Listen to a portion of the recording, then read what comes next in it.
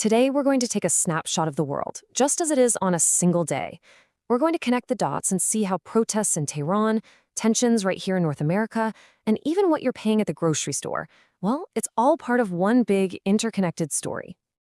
It's a huge question, right? But if you look closely at the headlines from just one day, you start to see these surprising patterns emerge.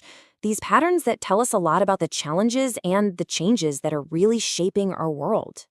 All right, so here's where we're headed. We're going to start in Iran, where a regime is facing a serious challenge.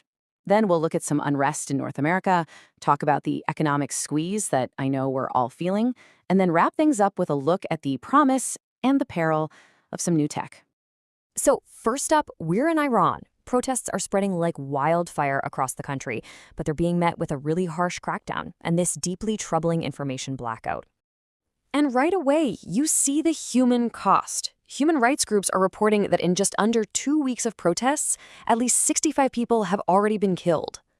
And the scale of the government's response is just immense. We're talking thousands more arrested as these fiery demonstrations have popped up in over 100 cities, touching every single province in the country. But here's what's really crucial to understand. This is not just a repeat of what we've seen before. Back in 2019, the protests were mostly about the economy.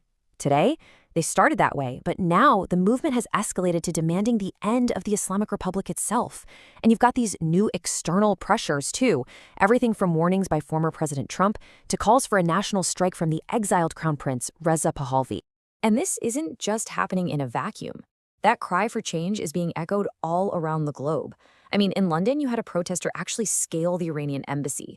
And you're seeing these massive marches in places like Montreal, Toronto, and Vancouver. Just a huge show of solidarity.